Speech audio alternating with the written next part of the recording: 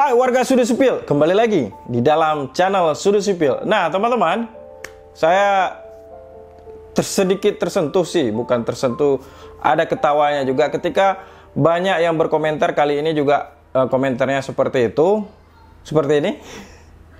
Artinya banyak kejadian tukang lari meninggalkan pekerjaannya kadangkala sudah mengambil upah lebih daripada realisasi yang sudah dikerjakan. Kok bisa itu terjadi, ya kan? Atau kenapa itu harus terulang terjadi? Adakah solusinya? Nah, di sini saya mau berbagi tips, sharing, dan juga menjadi solusi untuk menghindari dan mengatasi akan permasalahan itu kembali terjadi. So, jangan kemana-mana. Stay tune, Sudut Sipil. Nah, teman-teman, dalam hal konteks membangun rumah agak-agak susah-susah, gampang untuk kita menjelaskan, apalagi menerapkan terhadap ilmu-ilmu dan penjelasan teknis pekerjaan di lapangan. Karena yang kita atur, ya, yang bersifat upah itu adalah manusia. Manusia itu tidak bisa kita atur, tidak bisa kita kendalikan seperti robot. Artinya begini, ketika peraturan atau perjanjian di awal atau hasil dari musyawarah dikatakan dengan plan A, bisa terjadi di lapangan itu plan B, C, dan D. Kenapa? Karena di lapangan itu bersifat dinamis. Artinya ada potensi perubahan, ada potensi kegagalan, ada potensi ketidakmampuan, dan lain sebagainya. Sehingga plan yang sudah dimusyawarahkan, yang sudah ditetapkan, yang sudah disetujui bersama, sebaiknya untuk mencapai target daripada plan itu harus kerap tetap diawasi, harus tetap dikontrol. Karena tanpa pengontrolan, tanpa pengawasan, potensi kegagalan, potensi ketidakcapaian akan target itu cukup besar, teman-teman. Nah, ada kalanya membangun rumah orang-orang puas dengan hasil atau kinerja si pembangun, baik itu kontraktor, pemborong, tukang, dan segala macam. Tapi kebanyakan itu tidak puas atau kurang puas. Itu survei yang menyatakan. Namun demikian, ketidakpuasan seseorang dinilai karena bersifat dari tampilan. Dinilai dari kasat mata. Jadi beda orang, beda pandangan, beda orang, beda mata dalam memandang. Sehingga tingkat kepuasan itu setiap orang pasti berbeda-beda pula. Kan gitu. Walaupun memakai tukang yang perfect, memakai pemborong yang perfect, kadangkala memang tingkat kepuasan seseorang klien atau owner itu tinggi. Sehingga ya mungkin kepuasannya melebihi daripada target yang sudah ditetapkan. Oke. Nah, itu berbicara sekilas tentang pembangunan rumah. Nah, ada kalanya kita harus meng-hire tukang pemborong segala macam juga harus diikuti oleh pengujian terhadap si pemborong, terhadap si tukang, terhadap si pelaksana atau kontraktornya. Nah, saya sudah beberapa bulan yang lalu mengupload video tentang cara menguji tukang. Tukang yang profesional, tukang yang berintegritas, dan juga tukang yang mumpuni di dalam keterampilannya tukang bangunan. Videonya seperti ini, bisa teman-teman cek di beranda Sudut Sipil. Oke? Nah, ada juga yang bertanya, Bang, bagaimana cara kita berhemat dalam membangun rumah? Apalagi saya takut nih dikibuli seperti yang komen tadi, bahwasanya tukang udah lari, kerjaan belum siap, rupanya uangnya sudah duluan diambil gitu ya. Bagaimana caranya trik berhemat? Oke, berhemat itu ada dua dalam komponen. Pertama adalah berhemat dalam upah pekerja, dan yang kedua berhemat dalam material atau penyediaan material untuk pekerjaan tersebut. Nah, salah satu tips dari segi berhemat untuk penyediaan material adalah dengan melakukan DO.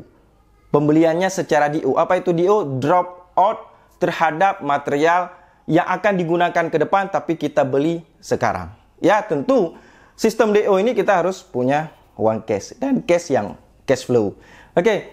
Nah, kenapa kita mesti DO menjadi alternatif untuk penghematan ini? Yang namanya harga, apalagi pabrikasi, itu sangat fluktuatif, teman-teman sekalian. Contoh seperti besi. Itu harga besi hari ini, misalnya 100.000 per satu batang, misalnya. besok bisa 101.000 atau 102.000. Gitu ya. Lusa bisa 104.000, lusa raya bisa 105.000. Ya gitu ya. Cuman kalau yang namanya turun, dia jarang untuk turun harga besi itu. Tetapi kalau naik, bisa dipastikan setiap hari naik, walaupun naiknya kecil ratusan rupiah atau ribuan rupiah. Misalnya 150 rupiah, 500 atau 1000 begitu. Nah, barang-barang yang lain juga diikuti. Apalagi dengan kemarin kan kita tahu kenaikan harga BBM. Otomatis biaya transportasi daripada material tersebut sudah naik. Dengan naiknya BBM akan berimbas pula kepada material-material quarry. Tahu material quarry kan teman-teman? Seperti pasir, koral, split dan segala macam. Kenapa? Karena ongkos transportasi sudah naik. Yang dulu misalnya satu mobil tanah timbun misalnya atau tanah uruk bisa kita dapatkan dengan 200.000 rupiah, kapasitas dump truknya 4 kubik. Mungkin dengan saat ini imbas dari kenaikan BBM bisa mencapai 250 atau 300 per truknya. Nah, jadi teman-teman, apalagi kita harus membeli bahan-bahan material yang pasti teman-teman pengennya kualitas yang bagus gitu ya.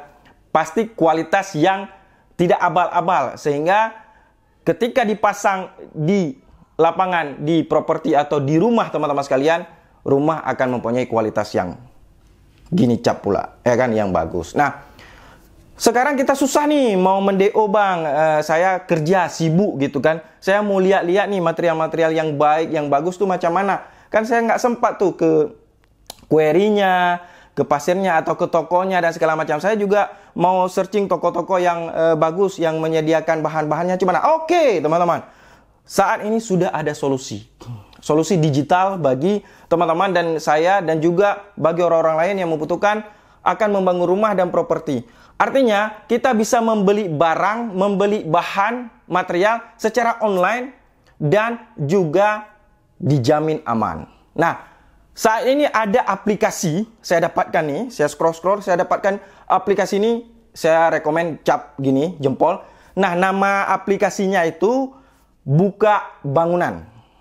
Oke, aplikasi ini adalah anaknya bisa kita bilang dari Bukalapak. Jadi di dalam aplikasi Buka Bangunan itu sudah banyak tersedia aneka macam ragam bahan material untuk pembangunan konstruksi bangunan kita. Contoh seperti semen, ya kan? Nanti bisa teman-teman buka dan install sendiri. Oh, terbalik, install dan buka sendiri. Seperti semen, pasir, bahkan besi dan lain juga lengkap gitu. Kemudian yang paling menarik, banyak promo dan diskon-diskonnya teman-teman. Apalagi saat ini saya buka tadi itu lagi ada diskon tentang barang-barang elektrik atau barang-barang tentang kelistrikan. Sampai dengan diskonnya 100 ribuan loh. Itu nggak main-main diskonnya. Kalau kita beli toko langsung, belum tentu dapat sampai 100 ribuan, ya kan? Nah, kemudian keunggulan juga manfaat daripada kita pakai aplikasi Buka Bangunan ini, pengirimannya secara cepat. Nanti tergantung kita mau drop out barang kita tuh di mana. Kemudian promonya besar-besaran, ya kan? Diskonnya seperti tadi saya jelaskan. Dan yang ketiga, transaksi kita itu dijamin aman. Oke, dan selanjutnya kita bisa memilih nih. Kita bisa scroll barang-barang yang berkualitas, material-material yang sangat berkualitas, yang cocok dengan konsep bangunan yang akan kita bangun. Buat kamu pengguna baru, ada ekstra diskon lagi pada transaksi pertama, yaitu 10% sampai dengan 15.000. Dengan cara kamu pakai kode voucher Juragan 150. Ya, buruan dah. Install dan order materialnya. Langsung saja buka aplikasi Buka Bangunan, install dan buka, langsung scroll, lihat. Pasti akan membantu kita dalam hal untuk mengatasi permasalahan ingin menyediakan bahan bangunan bagi konstruksi bangunan kita. Oke, jangan lupa. Namanya aplikasi Buka Bangunan. Melanjutkan tentang cara mengatasi, ya kan, tips daripada agar si tukang ini tidak lari meninggalkan pekerjaan dan mengambil uang terlebih dahulu. Artinya pekerjaan belum siap, uang sudah habis. Nah, begini caranya. Caranya adalah dengan melakukan pembayaran si tukang secara real, hasil daripada pekerjaannya. Oke? Nah, teman-teman, berikut saya simulasikan cara untuk mengatasi hal tersebut. Misalnya saya mengambil contoh ada pekerjaan pemasangan batu bata dinding berikut dengan plesterannya 2 kali. Jadi ada luasan daripada pekerjaan tersebut adalah 200 meter persegi. Itu misalnya. Nah, di dalam 1 meter persegi pekerjaan tersebut, saya kasih harga borongan adalah Rp 150.000 ya. Nah, selanjutnya berarti dengan volume kita atau luasan kita adalah 200 meter, maka harga borongan dia adalah 30 juta rupiah. Ya, ini total daripada borongannya. Nah, pada hari ke-1, ke-2, ke-3, misalnya si tukang ini pasti minta pinjaman, ya kan? Minta ngebon. Nah, pada saat hari pinjaman itu kita ukur berapa hasil pekerjaan yang sudah dilakukan oleh si tukang tersebut. Contoh misalnya, tukang tersebut hari ketiga itu pada saat meminta kasbon, dia sudah melaksanakan pekerjaan tersebut selesai sebanyak 80 meter persegi. Oke? Nah, caranya bagaimana agar kita bayar itu tidak melebihi, sehingga ketika pun dia besok tidak kerja lagi, kita tidak rugi. Adalah dengan cara gampang sekali. 80 meter persegi ini kita kalikan harga borongan dia per 1 meter. Artinya sama dengan adalah 12 juta rupiah. Oke teman-teman ya. Artinya jika kita tidak mau rugi dan juga dengan si tukang tidak bermasalah dan membayar sesuai dengan hasil pekerjaan realisasinya, maka yang kita bayarkan ketika dia minta pinjaman itu adalah maksimal 12 juta rupiah. Lebih daripada itu tidak bisa, karena tidak sesuai dengan hasil realisasi yang dia kerjakan. Nah, kalaupun dia minta pinjaman di bawah 12 juta, ya kasih. Itu masih haknya. Ya, karena kewajibannya sudah terpenuhi 12 juta.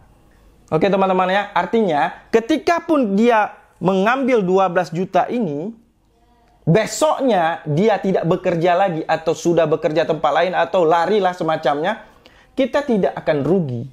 Kenapa? Karena sesuai dengan perjanjian awal, ke depan pun kita bisa pasang tukang lagi melanjutkan daripada pekerjaan si tukang tadi yang lari. Ya, artinya si owner kita ini tidak rugi, si tukang kita bayar sesuai dengan realisasinya. Tidak ada masalah, tidak ada yang salah, dan tidak ada yang dirugikan di situ. Oke teman-teman ya. Nah, ini sekilas simulasi daripada pembayaran tukang untuk menepis, untuk meminimalisir dan mengatasi permasalahan selalu rugi ketika tukang meninggalkan pekerjaannya atau lari. Oke teman-teman, semoga ini bermanfaat dan silahkan di-share kepada yang membutuhkan. Sekali lagi, salam Studi Sipil.